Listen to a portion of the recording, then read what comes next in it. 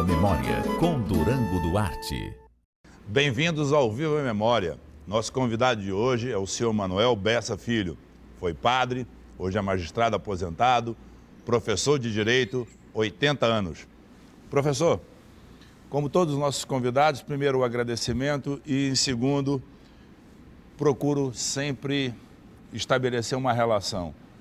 Qual são as suas primeiras lembranças da cidade que o senhor aqui nasceu, bairro de Aparecida, se eu não me engano, que é a referência do senhor, da sua família, mas apesar que sua família tem uma história com outro bairro que eu quero que o senhor conte. Então me fale um pouco da sua infância, dos primeiros anos da sua vida. Perfeito. Obrigado pela oportunidade, de ter contato com parte da população que ainda subsiste no nosso período, né?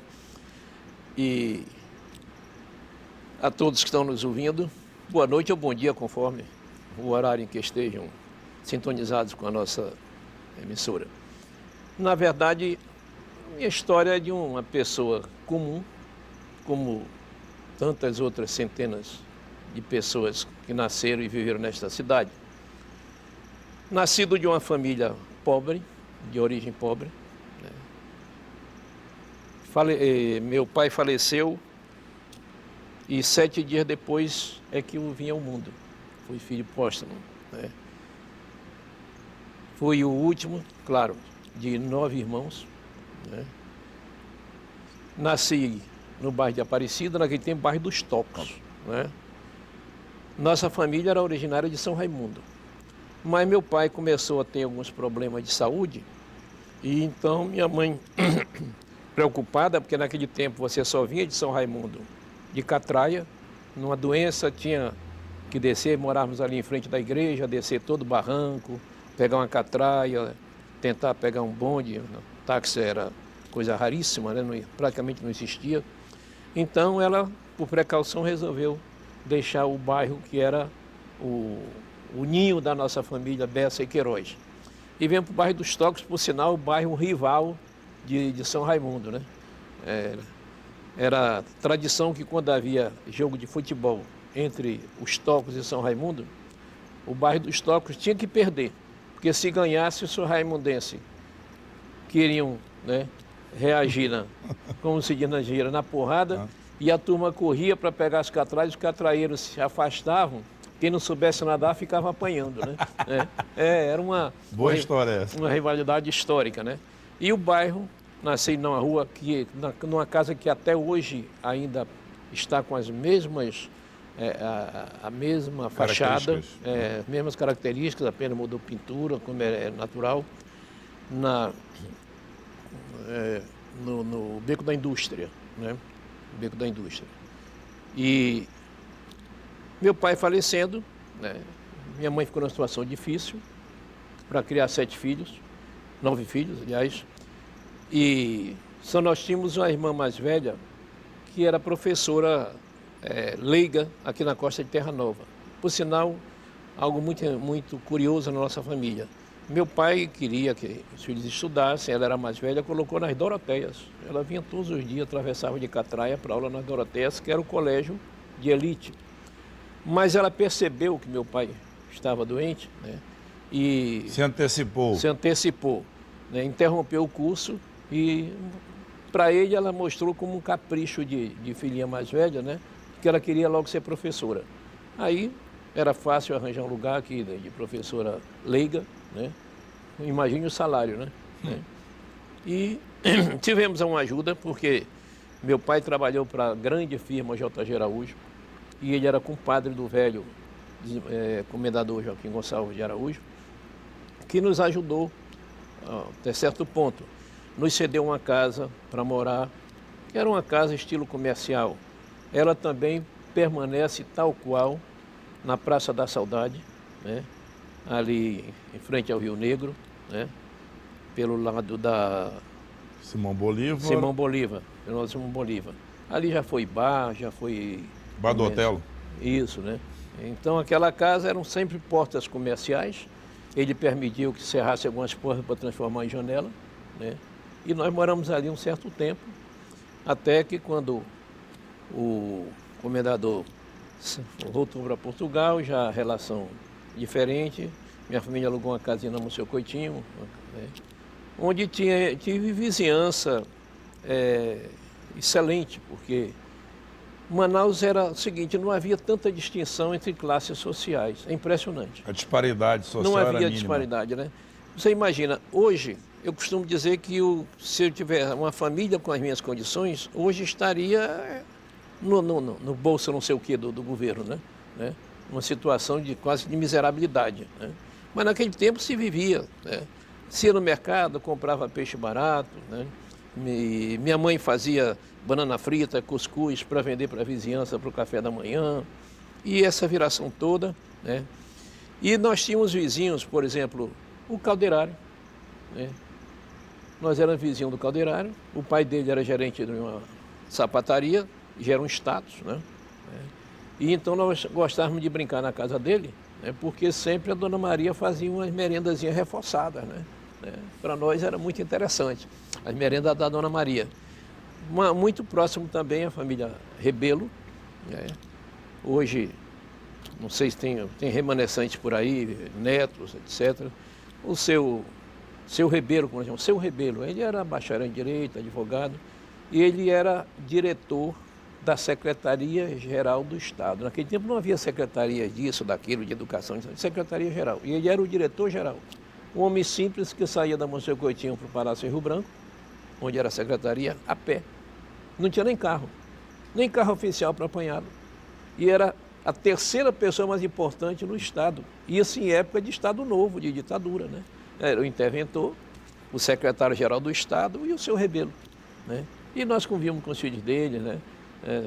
Então foi uma infância em que havia uma certa homogeneidade entre as pessoas, né? Não se ostentava, não havia luxo, né? Não se discriminava, né? E então tive uma infância maravilhosa, estudando em escolas públicas, praticamente quase todo o curso eu fiz no Marechal Hermes. Ao lado do Teatro Amazonas, naquele momento. Exatamente, onde hoje é a Rio Mar, né? De lá, minha aspiração, comecei a ajudar a missa, como se chamava naquele tempo, na catedral. Aprendi tudo latinório. Quando aprendi, ainda não sabia nem ler, repetindo como papagaio, né? Então, me surgiu o desejo de ingressar no seminário, né? Em 42 houve um congresso eucarístico, promovido pelo bispo recém-chegado, Dom João da Mata Amaral, que fez uma revolução na igreja no Amazonas, né? Naquele tempo, ele já fazia coisas que era criticado até pelo clero e por católicos tradicionais, que era algo como hoje as missas carismáticas, né? Aplauso na igreja, né? Vibração, aclamações, né? E ele então era muito dinâmico, criou o seminário e eu entrei na primeira turma, né? Dessa turma, nós ficamos 6 anos, aliás, completando o que seria o chamado seminário menor naquele momento. Porque na semana passada eu entrevistei o Orígenes. O Orígenes é seu colega. Meu remanescente da minha turma, né? O Orígenes entrou comigo no seminário. Aliás, da nossa turma, como ele deve ter dito, praticamente restamos ele e eu, né? Os outros faleceram. E todos foram a Fortaleza para concluir. Concluir, né? A filosofia, porque não havia seminário maior, não havia como contratar professores para 4 ou 5 alunos. Eu fiquei 2 anos em Fortaleza, comecei o 3º ano, já começando teologia, mas houve lá um entrevero, e para falar em português comum, eu fui expulso do seminário, né? Sem eufemismo, né? Certo? Mas o caso aí, o arcebispo de Manaus, D. Alberto, me entendeu e me deu apoio, disse, vem para cá, me ajuda aqui na preparação, queria realizar um outro congresso, e depois vamos ver o que se faz. E eu vim para cá, e marcado pela providência, que eu não falo em destino, é providência divina, continuo com essa fé, né? Aconteceram coisas interessantes na minha vida, né? Bom, quando o senhor arcebispo me deu apoio, o reitor do seminário fez uma carta dizendo que qualquer seminário que me admitisse, ele mandaria uma carta para não me aceitar. Então eu fiquei, o arcebispo, o que a gente faz? Mas aí a providência divina mandou, chegou uma carta da Colômbia, né, divulgando um seminário universitário da Universidade Javeriana de Bogotá, dos jesuítas, e colocando à disposição de outros da América Latina. Aí o senhor arcebispo disse, Bessa, você topa? Eu sempre tive o espírito aventureiro, né? E queria. E uma semana eu estava viajando para Bogotá sem saber nada de espanhol, né? E lá fiquei 2 anos. Ao cabo de 2 anos eu tive informação através de um colega de que a Universidade Católica de Montreal, a Faculdade de Teologia, facilitava bolsas para latino-americanos, né? Era um programa deles.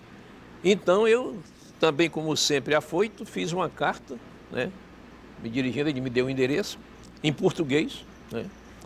E a carta demorou a ter resposta, recebi já no fim de setembro, e um bilhetinho rápido, um cartão do reitor, dizendo que pedia desculpas pelo atraso na resposta, porque era época de férias, né? Lá as férias não correspondem, e que iam começar as aulas e que eu precisava apenas da autorização do arcebispo e não pensasse em dinheiro. Para um estudante pobre, Melhor resposta. melhor resposta, né? A essa altura, minha família já estava se equilibrando, meu irmão, que tinha sido seminarista, tinha se desligado, já era professor, né? Então já tinha... me deram uma passagem, conseguiram aí comprar não sei como, e eu fui terminar meu curso de teologia no Canadá, em Montreal, né? Então, um estudante pobre que teve aquela oportunidade de terminar um curso universitário de teologia em uma universidade famosa, né, no mundo, né? O senhor se consagra padre em 54, se não me engano. 54. A 15 de agosto eu fui ordenado aqui em Manaus, né? E logo de início eu fui nomeado coadjutor da catedral, com o cônego Walter, até o fim do ano.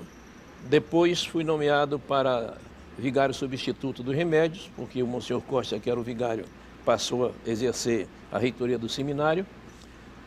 E, finalmente, né, fiquei lá 1 ano. Como eu estava já como diretor do colégio estadual, o senhor arcebispo, é melhor você deixar a paróquia que dá muito trabalho, me colocou numa capela que hoje é paróquia do Coração de Jesus, ali na Ferreira Pena. De lá, eu deixei o colégio estadual e ele me nomeou vigário de São Francisco, o bairro de São Francisco. Eu fui o primeiro vigário. Lá era uma capela dos padres de Adrianópolis, os padres da missão estrangeira, e eu fui o vigário fundador. Naquele tempo, São Francisco não tinha ruas asfaltadas, não tinha linha de ônibus, né? A única casa de alvenaria era uma padaria, né? Eu aluguei uma casa de madeira coberta de palha para morar. Evidente, morar, eu fazia refeições com minha mãe, com minha família, né? Mas dormia lá e de manhã dizia missa, né? Atendendo as pessoas que necessitassem. E quando chegava do colégio à noite, às vezes iam bater na minha porta para marcar um casamento, uma coisa, e eu estava lá na minha palhoça feliz da vida. Mas chegou um momento em que eu decidi fazer uma mudança radical na minha vida, né? Eu sempre me senti... Mais uma, né? Mais uma. Eu sempre me senti muito feliz em vida familiar, porque minha família era grande, numerosa, mesmo já muitos casados. Quando eu voltei padre, minha mãe sempre morou comigo, vi minhas irmãs casadas com os sobrinhos, era aquela festa. Minha mãe faleceu, né, em 59, em fevereiro, né, e eu só estavam 2 irmãos solteiros e já não aguentamos uma semana em casa, né? Nós éramos muito ligados, eu era muito ligado à minha mãe. Então resolvemos desfazer a casa.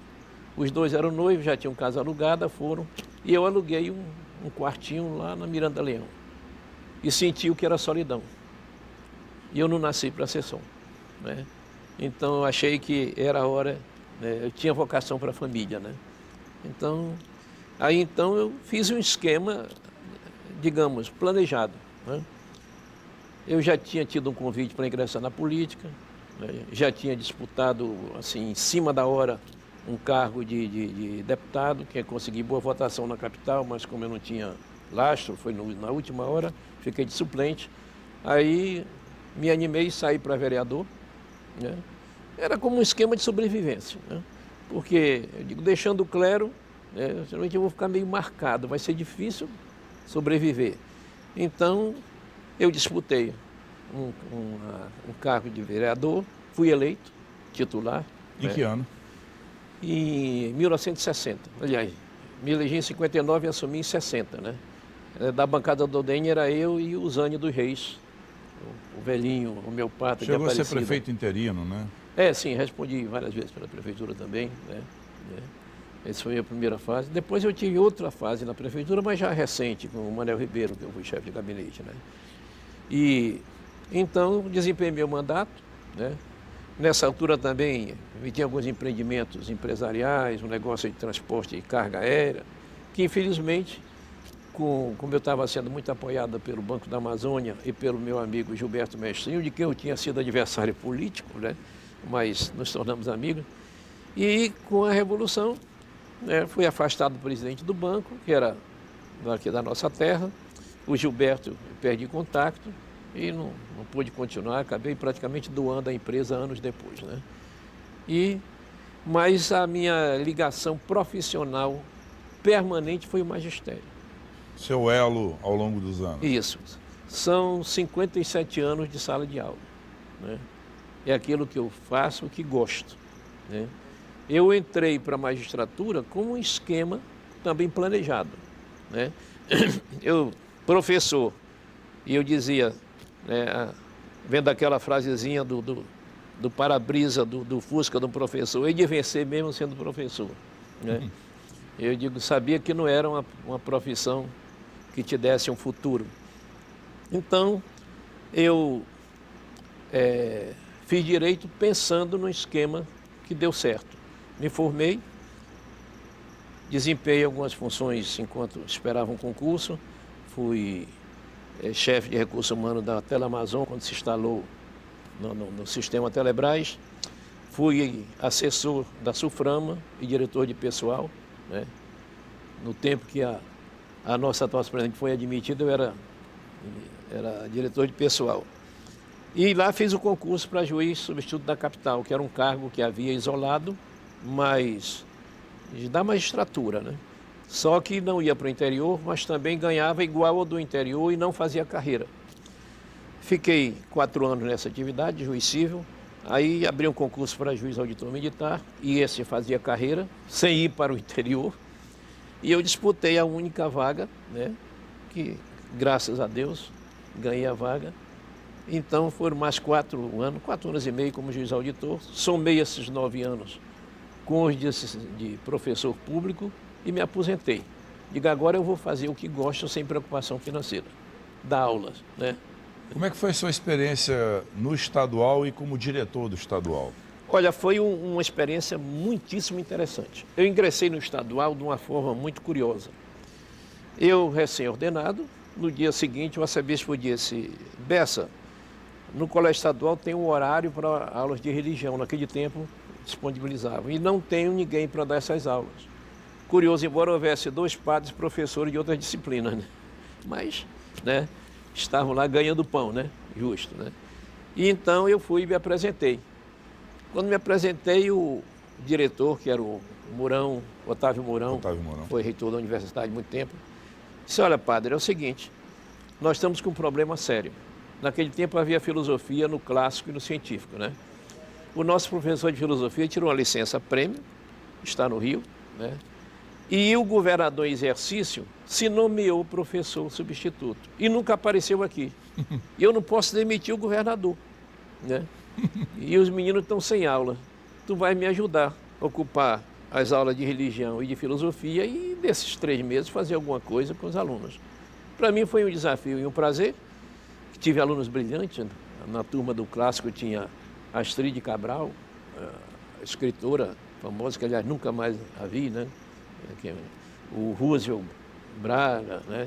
O Bosco Araújo, né? Assim, de relance, nomes que eu me lembro, né? Os Bonfim, Ronaldo e o outro irmão, eram alunos brilhantes, né? Então, mas só que eu trabalhei de graça, porque ele não podia me nomear, ainda marcou uma reunião com o famoso governador, né?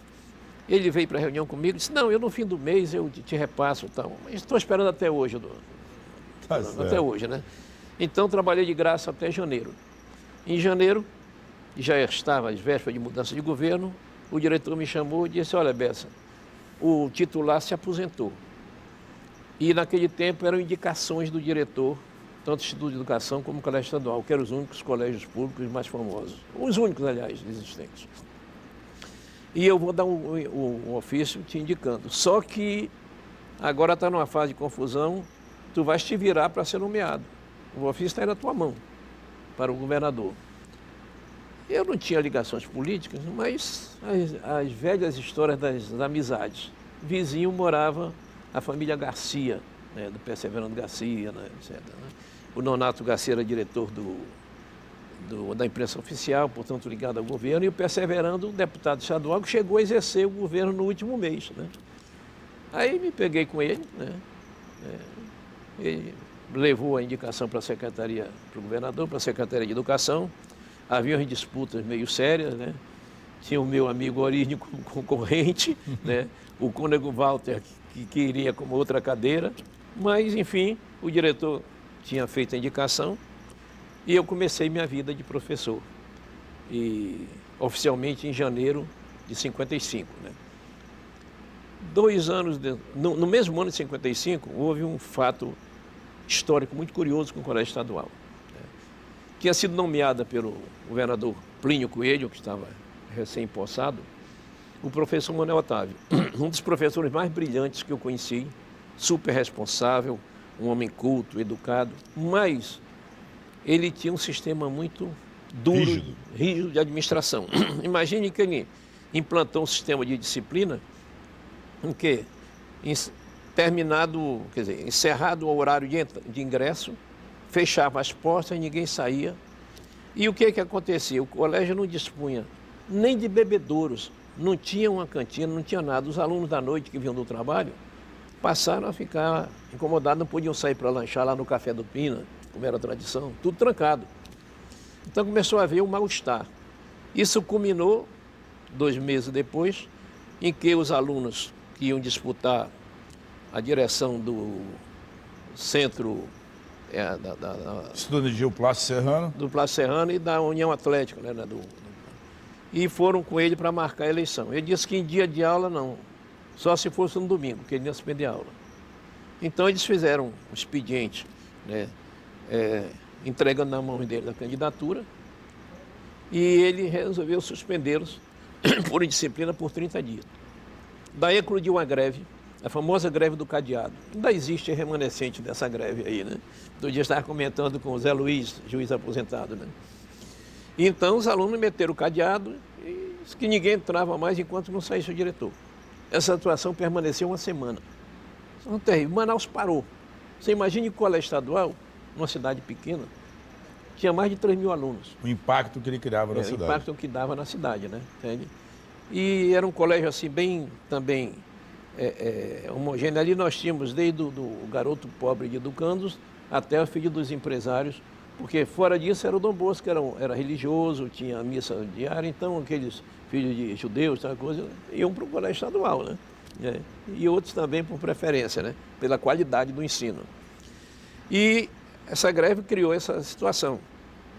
Então o governador decidiu o seguinte: não, nós vamos atender os alunos, mas nós vamos deixar, para não desmoralizar os professores, o colegiado indicar um sucessor.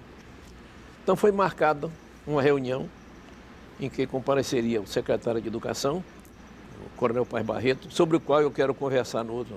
Voltamos daqui a pouco com o professor Manuel Bessa Filho.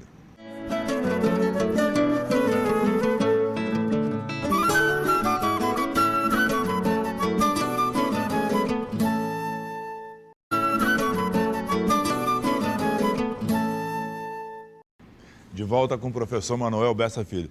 Professor, no bloco anterior nós estávamos falando da greve do cadeado, dos remanescentes, da sua entrada, vamos dizer, da sua escolha como diretor do Colégio Estadual, e aí paramos, eu queria que o senhor voltasse dali. Perfeito. Então, durante essa greve, eu me abstive de participar de reunião com professoras, que eu era o professor mais novo. Tinha diante de velhos catedráticos e outros colegas mais. Finalmente, para a reunião convocada pelo governador, em exercício, porque o Plínio estava viajando, então compareceram o Arthur Vigílio Filho, que era secretário de Justiça, representando o governador, e o secretário de Educação, Coronel Paz Barreto. Só que quando eles foram lá ao colégio para ouvir os professores, para indicarem um sucessor, né, houve uma reunião prévia em que um líder da categoria, né, vou omitir o nome pela memória, né? Então ele disse, olha colega, nós vamos fazer o seguinte, não vamos aceitar essa desmoralização. Nós vamos manter o Manuel Otávio. Eles querem um substituto para o Manuel Otávio, nós vamos indicar o Manuel Otávio como substituto dele mesmo. Quer dizer, fazer um fim-capé. Nessa altura eu pedi a palavra. Disse, olha, eu acho que nós somos educadores e isso é um gesto de responsabilidade. Porque já se chegou a um paroxismo nessa greve, os alunos estão dizendo que vão tirar o diretor de qualquer maneira, né? E havia os alunos do curso noturno, que eram pessoas adultas, trabalhadores e tudo isso, pessoas até de cargos públicos. E, por sua vez, o Manuel Otávio, que é um homem sensato e paciente, já disse que perdeu a calma. Hoje, se recebeu um pedido, porque ele era aparência, apelidavam de jacaré, né? Se alguém o chamar de jacaré, ele vai dar um tiro. Então, vejam bem, nós somos educadores. Nós temos que buscar uma solução. Mas meu voto foi vencido. Os outros todos seguiram o líder. Chamamos as autoridades, comunicou-se a decisão, né, sem dizer o meu nome, apenas com voto contra, e eles disseram, bom, nós vamos levar o governador, ele vai decidir, né? Não sei se vai aceitar essa... Se despediram, foram saindo pelo corredor, aí o líder disse, bom, vamos fazer um pacto, né? Qualquer um de nós que seja nomeado não vai aceitar. Nessa altura a turma gritou, né? Não, também não é assim, ninguém, né? Havia muitos com esperança, eu tinha sido já cooptado por alguns para dar o voto, tal, na hora da votação, né?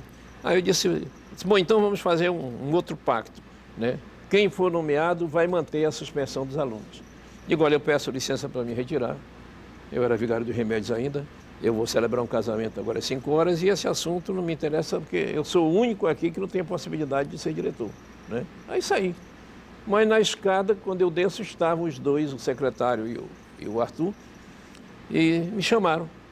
Estavam parados lá, esperando o carro, me chamaram. Padre, você foi o único voto contra, não foi? Não sei porquê, se alguém transpirou, eles entenderam assim. Eu digo, ele disse, você vai ser o diretor.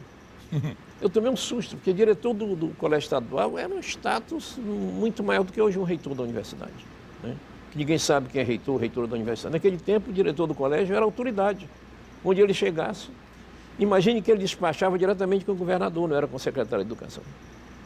Era um status enorme. Eu me assustei. Eu digo, não, eu sou padre, eu não posso aceitar sem... O arcebispo é que decide essas coisas. E fui para os remédios. O arcebispo ligou, disse que o governador tinha falado com ele e que ele aceitou. Aí já veio uma passeata de alunos. Tá? No dia seguinte, às 8 horas, eu tomava posse. E esse fato é muito interessante porque, modéstia à parte, eu criei uma revolução pedagógica no colégio.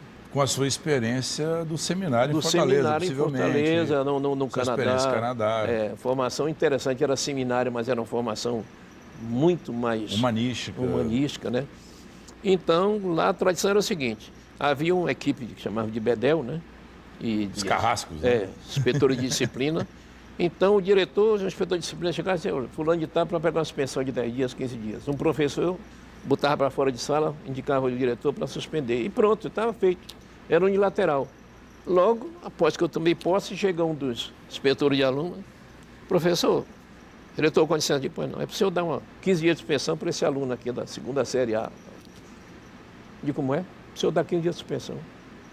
Eu digo, mas o que houve? Não, o senhor não está acreditando em mim? Eu digo, não, eu estou querendo saber o que houve. É que ele folgou comigo. Folgar, eu digo. Mas manda ele vir aqui. Mas, professor, eu preciso ouvi-lo, né? Sobe o garoto tremendo, né?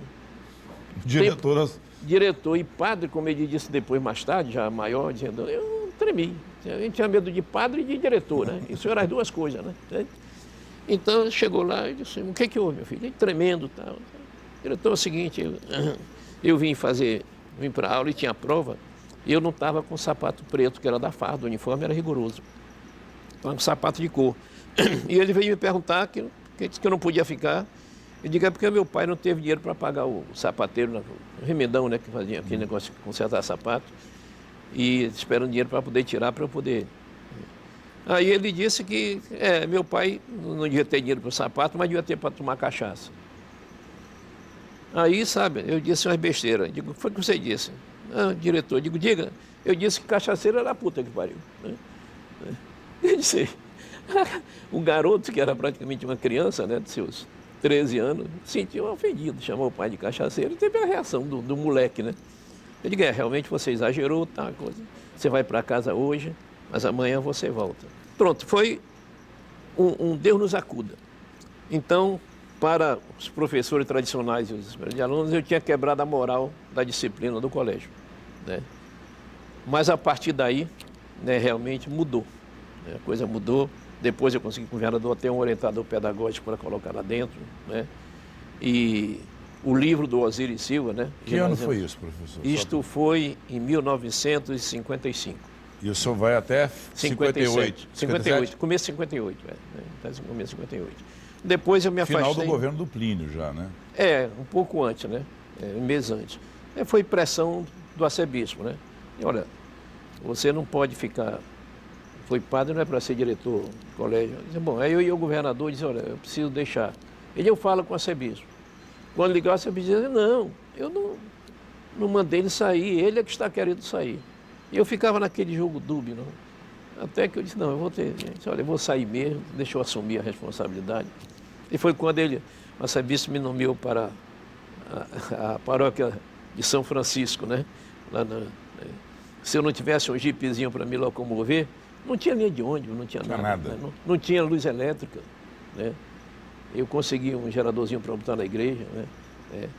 A igreja, até o santo que os padres tinham comprado, ainda faltava pagar a duplicata, né? E eu paguei do meu bolso. A imagem? Na imagem, né? E foi um período também que gerou-se já um desentendimento também meu dentro do clero. O arcebispo começou muito a me... Não digo perseguir, palavra muito imprópria, né? A me controlar excessivamente, me fazer cobranças. Por exemplo, ele dizia, por que você não me manda aqui os relatórios do movimento? Porque naquele tempo o padre recebia espóstulas pelo batizado, pelos casamentos, pelas missas, e havia um percentual para a arquidiocese. Ele disse, por que você não me manda esses relatórios e os valores? Eu disse, senhor arcebispo, lá é uma população de miseráveis, né?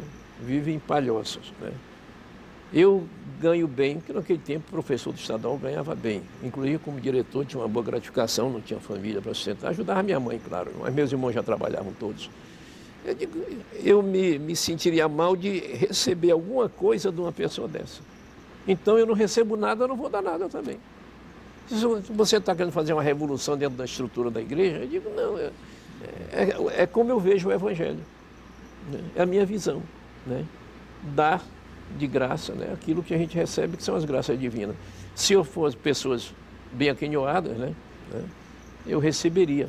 Mas daquela população, chegavam para mim, para um casamento, perguntavam quanto custa o casamento. Eu dizia, por quê? Não, a gente queria casar no católico, mas ninguém sabe se pode. Eu digo, não, você quer casar? É livre, então vai casar, não vai pagar nada. Professor, me fale um pouquinho de outros padres que tiveram importância para a cidade naquele período, década de 50, década de 60. Teve padres que foram presos no período da Revolução, teve padres que foram famosos pela postura dentro da literatura. O senhor podia citar outros colegas, independente da sua afinidade pessoal com eles? Certo, né? Nós tínhamos, por exemplo, o padre Ruas, né?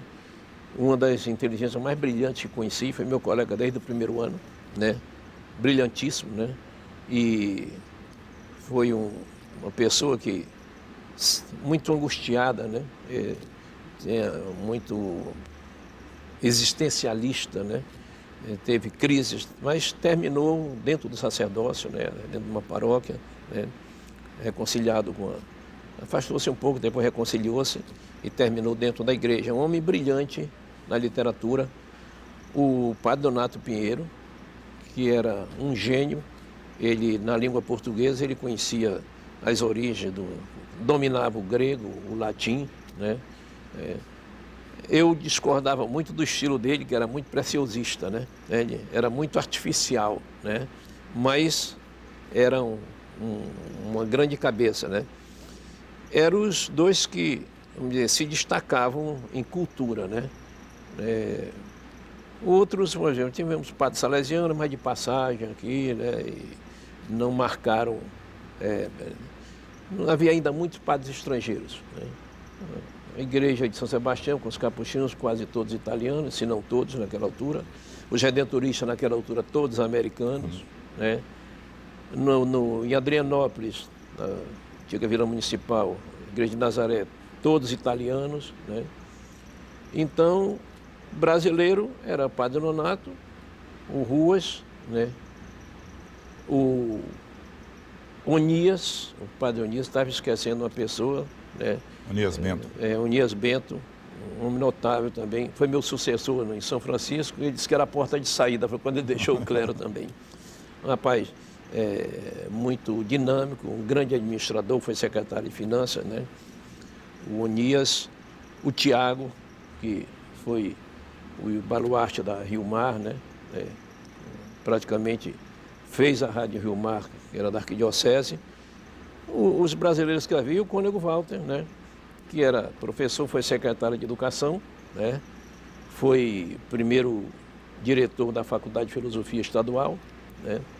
Morreu relativamente novo, né? Fez carreira muito na vida política, se chegou muito ao governo, né? Exerceu secretaria de Estado, né? Eram os nomes da época, né? E, naturalmente, a gente brasileira e amazonense era muito visado, né? Eu, sobretudo, era muito visado, porque eu cheguei com ideias diferentes, né? Primeira coisa, os padres aqui usavam tradicionalmente, os padres, quando a batina preta, o chapéu eclesiástico, e os padres redentoristas usavam a batina branca, e poxa, o calor é grande, eu vou usar branco também. Você diz, por que você usa branco? Eu digo, os americanos não usam. Ah, mas por causa do calor, eu digo, a pele deles é mais sensível. Né? Então, esses meus pequenos gestos de rebeldia Quando não é que o agradavam. senhor sai da igreja? O senhor se afasta do sacerdócio? No dia 1º de fevereiro de 1955, quando eu fui tomar posse como vereador, eu compareci em trajes civis, que até então o padre usava batina, né? Foi um ato puramente unipessoal, não comuniquei a ninguém, nem nada, foi uma surpresa. Eu era vereador, fui tomar posse, cheguei lá. Paletó é gravado? Paletó é gravado. Chocou muito a cidade, opiniões pró e a favor, né? Havia muito tradicionalismo entre muitos católicos, né? Inclusive, isso me custou, tanto que eu disse que eu fiz um esquema de sobrevivência financeira na Câmara, porque eu sabia que eu ia ser hostilizado, como de fato fui, né? Para exercer a magistratura, né, eu quase não sou incluído na relação dos que poderiam concorrer por um problema de uma restrição religiosa, né? Um desembargador que era muito religioso, na hora que estávamos em época da Revolução ainda, quando eu fiz do golpe militar, quando eu fiz o concurso. E naquele tempo, os inscritos, os nomes iam para o CNI que podia vetá-los. Previamente? Sem fazer uma primeira seleção. Primeira seleção. Só que mandava essa seleção para o tribunal, que numa reunião secreta da qual não havia ata, homologava e incluía nisso os seus desafetos, que ficavam por conta do SNI. Então, na famosa reunião secreta, que por acaso eu acabei sabendo, eu fui vetado por um desembargador por motivo religioso, né? Mas, volto a dizer, como eu acredito muito na providência divina, aconteceu um fato curioso. Quando eu estava me preparando para o concurso, eu teria que apresentar certidões assinadas por duas autoridades, um atestado digamos assim, de idoneidade. E eu tive a inspiração de que eu tinha que pegar a assinatura do desembargador Paulo Jacó ao lado de um outro. Todos os desembargadores eram meus amigos, pelo menos aparentemente, tinha ex-alunos já, juízes ex-alunos, mas eu digo, eu quero o Paulo Jacó. E fui procurá-lo lá no tribunal. E isso valeu o meu ingresso, porque ele assinou o atestado, a gente já levava pronto, eu até brinquei disso. Desembargador, o senhor não tem nenhuma restrição em assinar isso? Eu disse, é um prazer, tá? Eu só queria que podia entrar para fazer carreira, tá? Assinou. Na famosa sessão secreta, quando chegou o meu nome, um desembargador, que o motivo era religioso, ele não, mas nós sabemos, né? Ele é muito ligado ao clero e tudo isso.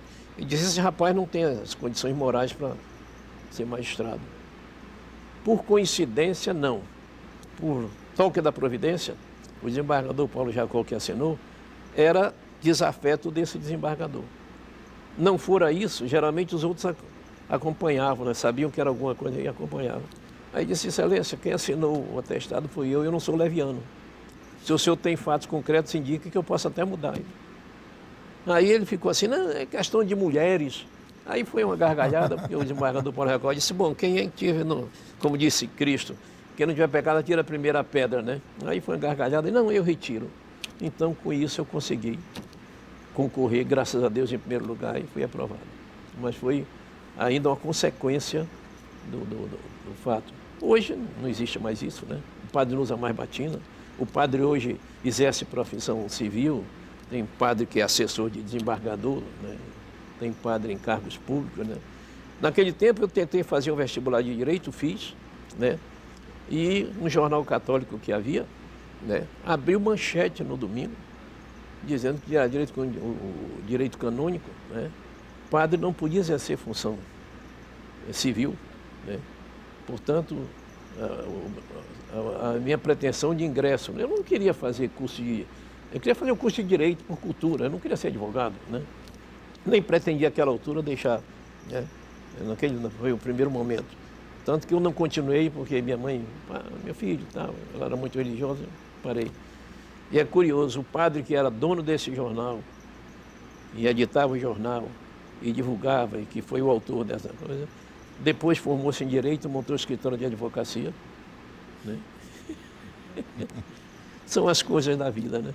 Qual foi a sua experiência, se teve, na área de escrever colunas para jornal, rádio? Qual a sua relação com esse universo da comunicação em Manaus? Logo que eu me formei, das amizades, eu fui convidado para um programa na Rádio Baré. Naquele tempo tinha o Jaime Rebelo, filho do seu Rebelo, meu vizinho. Seu vizinho. E então eu comecei 2 programas, né? Que pensa você? Né? Eram debates, pessoas mandavam questões, e outra conversa ao pé do microfone, né? Que eu entrevistava pessoas. Mas naquele tempo Manaus não tinha luz, poucas pessoas ouviam rádio, né? E eu fazia uma coluna no Jornal do Comércio, né? Que depois fui proibido de fazer pelo arcebispo. Disse que eu estava aparecendo muito, né? Que eu não podia mais escrever no jornal nem falar na rádio.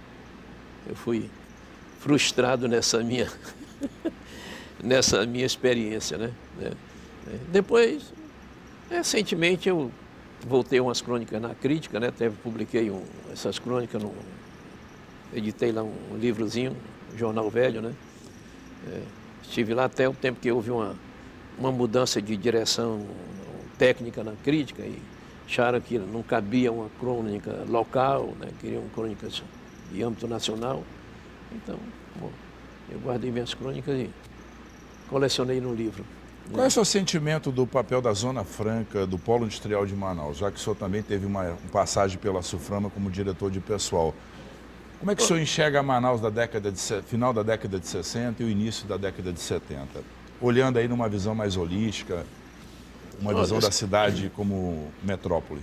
Eu não seria nem original em repetir o que as pessoas mais esclarecidas dizem. Indiscutivelmente, no lado econômico, né, foi uma contribuição notável, mas o preço social está sendo muito alto, né? O que a Zona Franca deixa aqui? Resquícios dos seus lucros na folha de pessoal, que não são lá tão regiamente pagos, a não ser os diretores, que geralmente vêm de fora, né? Então, com isso, né, nós tivemos o ônus desse inchaço da cidade. Hoje eu não conheço mais Manaus. Há bairros que eu nunca ouvi falar, né, de invasões. Nós temos um centro da cidade e o resto é um afavelamento de invasões, tudo consequência dessa Zona Franca, né? E fica muito pouco. Eu me lembro quando estava na prefeitura que o Manuel Ribeiro implantou o ISS, que ele não criou, que era constitucional, houve uma grita. Um diretor da empresa do distrito veio comigo, Bessa, vocês estão criando um problema para a própria população, o consumidor vai ter que pagar essa diferença. Eu digo, mas de quê? Vocês não recolhem ISS? Sim, mas, por exemplo, a empresa que faz o transporte dos meus empregados vai pagar o ISS e vai ter que colocar isso nos custos. O ISS era 2%. E me diga uma coisa, quanto é que pesa, onera na tua folha, nos custos, a parte relativa pessoal? 10, 15, 20%? Isso não é uma média de 6%. 6% dos custos é pessoal, que é o que fica aqui, né? Aí eu perguntei, sim, e nesse de pessoal, qual é o percentual que tu gastas com o transporte? Vai fazendo os cálculos. Quer dizer, é ridículo aumentar o preço, porque aumentou 2% no custo do transporte, que não te vai repassar isso, né? Então, eu acho que nós estamos pagando um preço muito alto, né? Se a gente for olhar só pelo viés econômico, muito material, né? Eclodiu Manaus. Não cresceu. Aumentou as desigualdades. E aumentou, mas, sinceramente, hoje... Manaus é uma cidade desorganizada do ponto de vista urbanístico. Se minha família tivesse surgido hoje, eu não sei se eu teria acesso nem sequer a uma escola, né? Pelas condições financeiras que eu tinha, né? Naquele tempo você ia a pé para a aula, não tinha risco, não tinha problema de trânsito, né? Quando não pegava o bonde, mas o bonde a gente, quando sobrava um dinheiro, era para passear dia de domingo, né? Dar volta na Praça da Saudade, o Bonde de Saudade, o Cachoeirinha, né? Me fale dessas recordações. Cinema em Manaus, festas no final de semana, clubes sociais. Como é que era a sua vida? Apesar, claro, que o senhor tinha uma vida mais restrita por causa mas depois que me desliguei.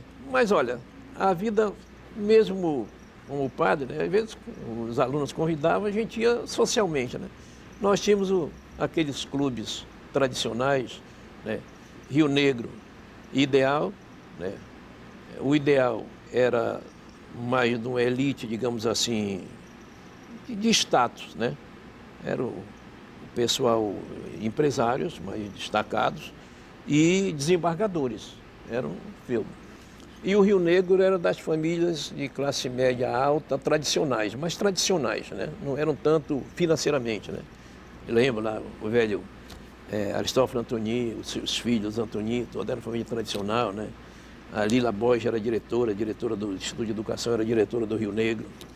E tinha os clubes do classe média, mais, não digo popular, mas classe média, o Sheik, que era da colônia Sírio-Libanesa, né? Depois houve uma secção com o Barés, agora confundo se o Barés foi primeiro e o Sheik depois. Sheik eram os dois do bairro, né? E eram os clubes frequentados pela juventude, né?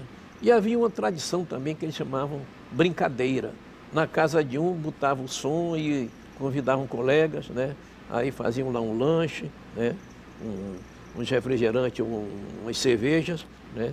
E era uma vida muito, assim, havia muito convívio, né? E para o Rio Negro, todos os sócios eram pessoas conhecidas, como no Ideal. O baile de gala da segunda-feira, né? Não tinha porteiro, era a diretoria recepcionando, porque todos se conheciam, né? Não havia polícia nem segurança dentro do clube. Se um garoto se excedia, chegava um dos diretores e dizia assim: escuta, eu vou já chamar teu pai, ou eu vou contar para o teu pai, né? E a briguinha terminava ali. Então, realmente todos se conheciam, era uma grande família. A diferença de classe era muito restrita. Comigo no colégio estadual tinha um filho dos Sabá e tinha um filho do Catraeiro e do Canto. E conviviam, né, como colegas, amigos, sem nenhuma discriminação, né? Era uma cidade gostosa de se viver, com deficiência, luz, né? Eu, como professor, o estadual tinha chamado o famoso cabo C, né, para o estadual e para os hospitais, né? Mas em casa era o cabo L, a lamparina, né? Quer dizer, comprando o querosene, que era vendido, né, em carros-pipas do Amadeu Teixeira, né, e do irmão dele, né, que passava com carro-pipa, a gente comprava o querosene para botar nas lamparinas ou nos faróis, e também na geladeira, que era querosene, né? Com o Plínio, ele construiu a primeira usina ali no Boulevard, que atendia o bairro do Boulevard, que ele era muito Seringal populista. Mirim, ali Seringal Mirim, que ele era populista, era onde ele tinha o seu núcleo. Aí a coisa evoluiu, o Paulo Neri criou, como deputado federal, a Companhia de Eletricidade de Manaus, aí a coisa foi mudando, né? Mas Na verdade, hoje a gente tem um conforto que não imagina, mas hoje nós somos o quê? Prisioneiros, né? Eu tenho uma enteada dos Estados Unidos, né? Minha mulher de vez em quando com a saudade e tal, e coisa, está casada, temos uma netinha, né? Que de vez em quando vem aqui com a gente. Poxa, tão bom se pudesse vir. Eles são especializados em questão de trabalho de turismo, tem cursos e sempre trabalharam lá. E aqui com esses hotéis, eu digo, olha, eu me sentiria culpado se eles viessem para cá e depois passassem pelos vexames que muitos estão passando, né? Aqui você tem o conforto, mas não pode usufruí-lo, né? Eu sou feliz de morar num conjunto que é bem seguro, o Houseville, né? Bem colocado e bem pela entourage, pela segurança, mas você sai para a rua com medo. Ontem saí de um casamento olhando para um lado e para o outro porque o carro estava um pouquinho longe. Então é a cidade do medo, tudo consequência, né, dessa vinda de pessoas, né? E até vem gente que sem nenhuma qualificação, porque, como eu digo, a vinda de pessoas de outros estados para enriquecer o nosso plantel intelectual, empresarial, é bem-vindo. Mas vem gente sem nenhuma, não sabe fazer nada, não tem condição de trabalhar. Eu vi na televisão outro dia um caso típico, né? Numa dessas invasões, uma senhora dizendo, eu não tenho onde morar. Se a senhora, de onde eu vim do Maranhão, e seu marido não trabalha, não, eu não tenho marido. E a senhora não trabalha, eu não posso porque eu tenho 2 filhos menores. E o que ela vem fazer em Manaus? É o caso de dizer como a amazonina, está explicado. Não tem outra coisa. Quer dizer, vem porque sabe que Manaus é fácil invadir, né? Tomar conta, depois vão fazer uma passeata, o governo não vai... Não se paga água. Não se paga água, não se paga luz. Entende? Invade-se uma área, né? Depois começa a fazer pressão, aí se passa um pichamento dizendo que é asfalto, bota uma escolinha ali num canto. Então, eu acho hoje que Manaus está uma cidade irrespirável. Essa que é a verdade, né? A gente tem quase tudo, você tem uma grande cidade, mas as coisas mais... Conversando ontem com minha filha, que mora em Dublin, é engenheira, trabalha numa empresa multinacional em Dublin já há 7 anos, já está até com cidadania. Conversando sobre essas coisas, ela disse, em toda a Irlanda, no ano de 2010, só houve 80 e poucos crimes de morte.